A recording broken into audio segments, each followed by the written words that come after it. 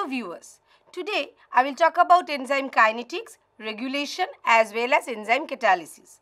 I will talk about the active site of the enzyme, coenzyme, nomenclature, catalysis, kinetics, inhibition, regulation as well as special classes of enzyme. So, enzymes are biocatalysts regulating the homeostasis of the cell. Within the cell, it regulates the metabolism. Outside to the cell helps in blood clotting, and plasma membrane enzymes are responding towards the extracellular signal. So, active site is the three-dimensional crevice or pocket of the enzyme which fits to the substrate, which has some configurational change and stabilizes the transition state. Now, it has two models. Number one, Fischer lock and key model, and number two, Koshland's induced fit model. In 1898, Emil Fischer had proposed the lock and key model where already pre-shaped template is present. Okay, so perfectly complementary substrate to enzyme. But in 1958, Koshland had proposed induced fit model where the contact of enzyme induces the configuration and conformational changes within the enzyme active site to fit properly to substrate and to carry on the catalysis. Coenzymes and cofactors. Cofactors are non-protein small molecular weight compounds or ion whatever. It actually helps in catalysis. So, they are co-catalysts. It may act as bridging molecule, it can stabilize enzyme substrate complex, or it can help in case of charge transfer as well. It may be organic or inorganic. Organic may be coenzyme or prosthetic group. If it is tightly bound, it is called as prosthetic group like thiamine pyrophosphate in case of pyruvate decarboxylase. But if it is loosely bound, it is called as coenzyme like thiamine pyrophosphate in pyruvate dehydrogenase. Inorganic include metal ion as well as iron sulfur cluster. In case of carbonic anhydrase, zinc ion is present. Mg2 plus is present in case of hexokinase as well as it acts as cofactor in case of phosphatase. Iron sulfur cluster is needed for redox signaling. Enzyme nomenclature. So, according to different class, it actually ranges from 1 to 6. Number 1, oxidoreductase. It helps in oxidation reduction reaction. Actually, they are dehydrogenases. Electron can be donated or can be accepted. So, according to donor or acceptor, subclasses are made. 1.1 is alcohol dehydrogenase where CHOH alcohol is the donor group. Number 2, transferase helps to transfer some specific group, maybe the methyl group 1 carbon group, that helps in case of methyl transferase, that is 2.1 subclass. Hydrolase, that helps in break the hydrolysis of the bond COCN etc. like in case of dehydratase as well. Esterase 3.1. Lyase actually break the bond COCN etc. So, there are so many lyases are there like dehydratases in case of 4.1 subclass. Isomerases that actually catalyzes the configurational or stereoisomer changes, and in case of 5.1 it is racemase that actually helps in racemization. Ligase, with the help of ATP, it helps to make the bond in between COCN etc. In case of ATP synthase, it is needed to join the bond, phosphate bond. There is a difference in between synthase and synthetase. Synthetase is ligase, but synthase is lyase, needs the help of ATP to join the bonds. Enzyme kinetics, equation, significance and plots. Mechanism of action. So, enzymes actually lower down the activation energy of the reaction. It reduces the entropy, it gives the alternative pathway and reduces the energy for transition state. It is getting stabilized. According to the transition state stabilization, delta G free energy is getting lowered, stabilized by charge distribution, and the dynamics of the protein is actually the protein network at the protein domain as well as active site amino acid. The vibration of them actually is getting concerned related to the allostericity. Enzyme versus substrate plot, okay, substrate concentration. It is more or less saturation kinetics proposed by Brigg and Holden and Henry. What is that? So, initially when the substrate concentration is low, V0 the initial rate of the reaction maintains the first order kinetics. So, it is linear. But after that when the substrate concentration is getting increased, then it becomes the mixed order kinetics. Then when the active sites, all the active sites of the enzymes are getting saturated with the substrate, with the high substrate concentration, asymptotically it reaches towards the plateau. So it is the zero order kinetics. Totally the saturation kinetics gives the hyperbolic curve. Now, Michaelis and Menton in 1913 had proposed the equation for enzyme kinetics, where enzyme E plus substrate S gives rise to ES complex by the reversible reaction, ultimately by rate determining step giving rise to free enzyme and product formation. K plus 1, K minus 1, K plus 2, they are all different rate constant. K minus 2 is very negligible. The significance of Km. As we know that Michaelis-Menten equation actually designates the saturation kinetics as well as steady state kinetics. From here, we can observe the Michaelis constant Km. What is Km? Km is the concentration of substrate when V0 or initial velocity is half of maximum velocity. In the hyperbolic curve, ultimately it reaches to the maximum velocity to the saturation level. As well as Km is equal to Ks substrate affinity, that is inversely proportional, because Km is equal to K minus 1 plus K plus 2 divided by K plus 1. Now K plus 2 is very less than that of the K minus 1. So that is equal to K minus 1 divided by K plus 1. The K is substrate affinity constant, concentration of E into concentration of S divided by concentration of ES. It is inversely proportional. Km is the molar concentration where V0 is equal to Vmax by 2. It is getting increased in case of competitive inhibitor. In case of different isozymes, this is different, but it is indifferent or independent with respect to the enzyme concentration. Other parameters are there because K plus 2 is taken as the Kcat catalysis, because it is the rate determining step, the final step to produce the product, as well as Kcat divided by Km is equal to K efficiency, the efficiency of the catalysis. Assumptions, but for Michaelis-Menten there is so much assumptions are there. Product production is linear, no cooperativity, no allostericity is present, and a single enzyme is actually giving rise to the product, and without enzyme no product formation is actually happened. Now, these hyperbolic curve give rise to different scattered non-precision points in higher substrate and lower substrate concentration. For these, the linear conversion to the Michaelis-Menten equation is giving rise by the Lineweaver-Bach plot.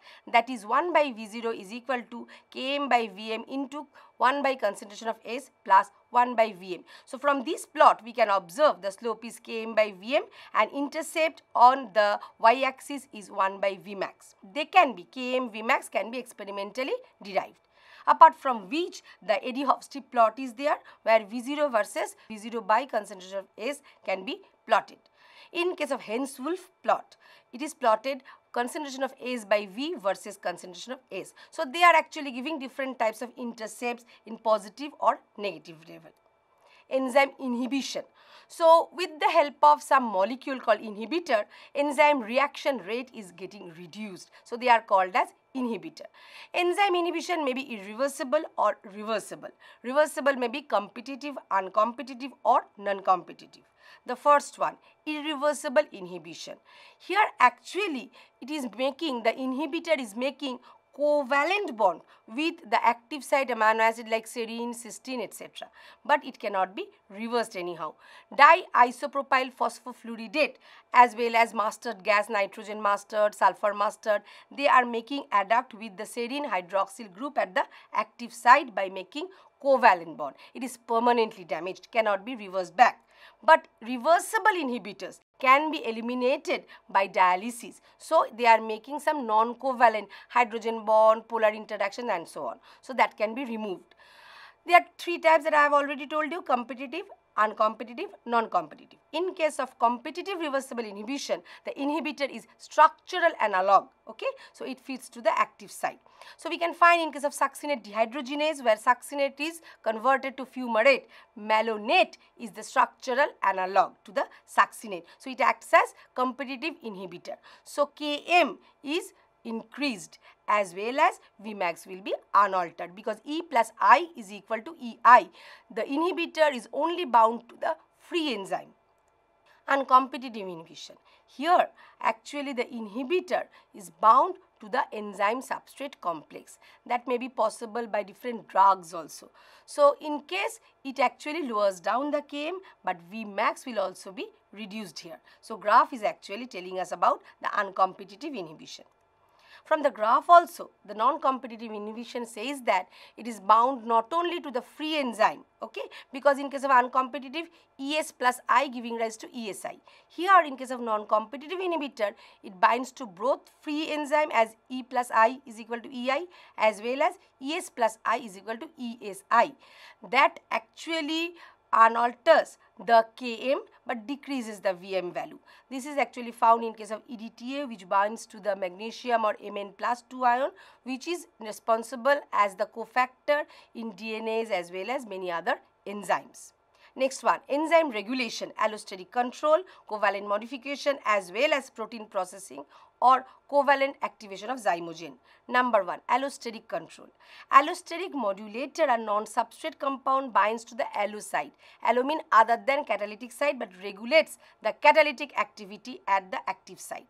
In case of aspartate transcarbamylase, which actually catalyzes the first step in the CTP biosynthesis or purine pyrimidine biosynthesis. From carbamoyl phosphate plus aspartate, it is giving rise to carbamoyl aspartate.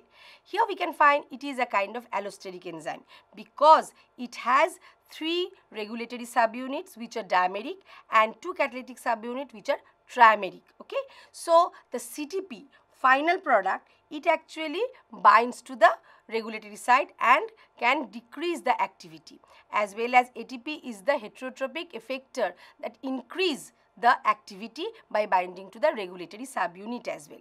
And we know that according to kinetics, it does not follow the Michaelis-Menten equation, okay? It follows the cooperativity, that is binding to one subunit increases or decreases the active site activity. Positive cooperativity is found in case of ATP binding, but negative cooperativity is found in case of CTP binding. T state is actually giving the lower substrate affinity, but R state giving rise to the higher substrate affinity over here. Feedback inhibition.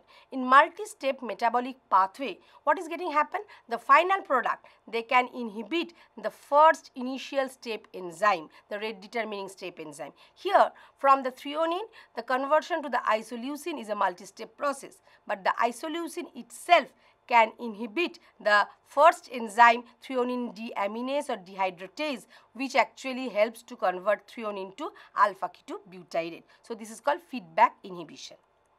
Covalent modification of the enzyme.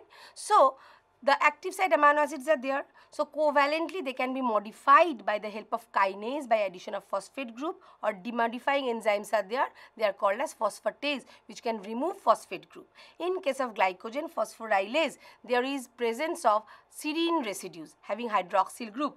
So phosphorylase B is in active form. So with the help of kinase, it can be converted to phosphorylase A having phosphorylated group. So where all those phosphate group can be removed once again by phosphatase according to the signal cascade. So in this way, glycogen phosphorylase can control glycogen synthesis or glycogen breakdown as well by covalent modification of all those kinase and phosphatases.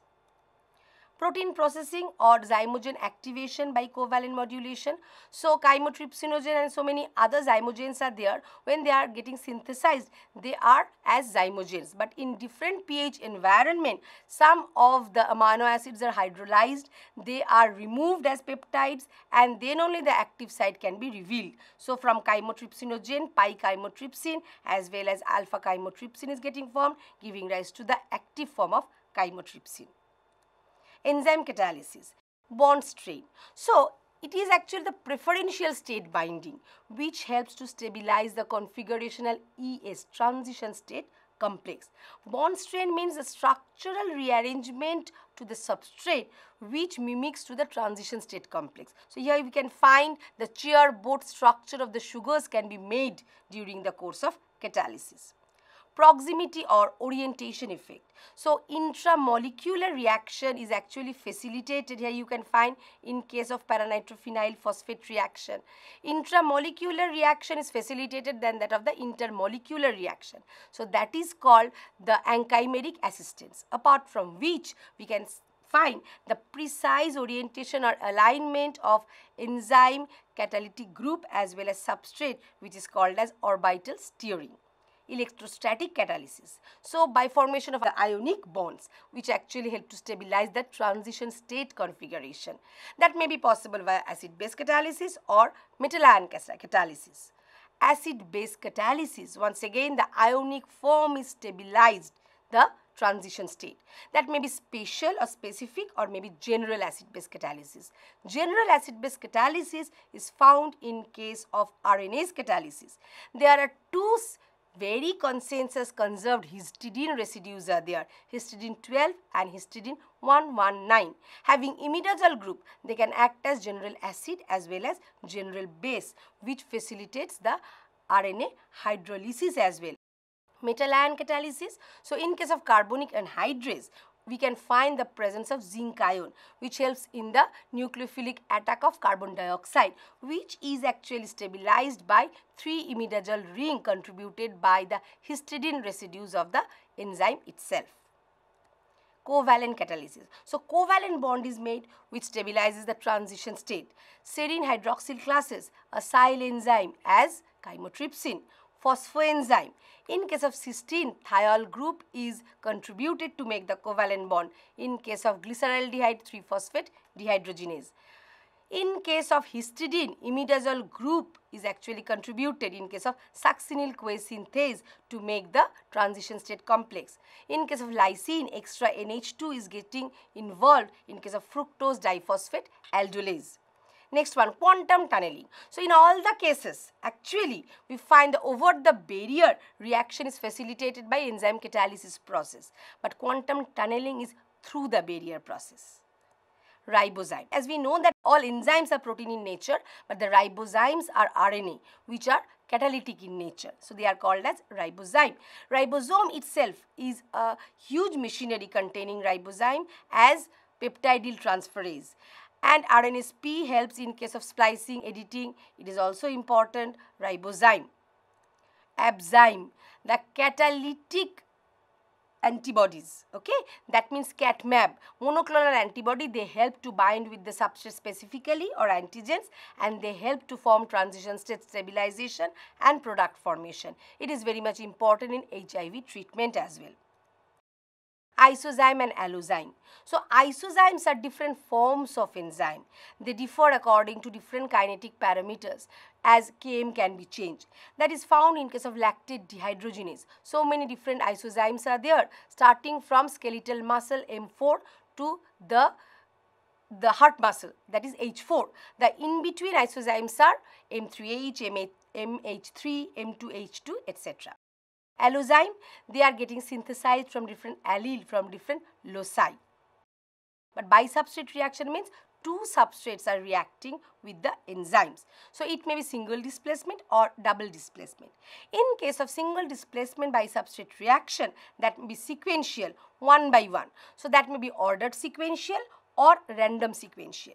In case of double displacement reaction, it follows ping-pong reaction, okay, ping-pong bye-bye reaction. One particular substrate donates some group, leaves as product, the next substrate comes and takes out that particular thing, and then it is getting converted. That is actually happen in case of transaminase reaction by the presence of pyridoxal phosphate, which is getting converted to pyridoxamine phosphate. So student, I have talked about the different types of enzyme nomenclature, catalysis, as well as specific points regarding enzyme kinetics. Thank you.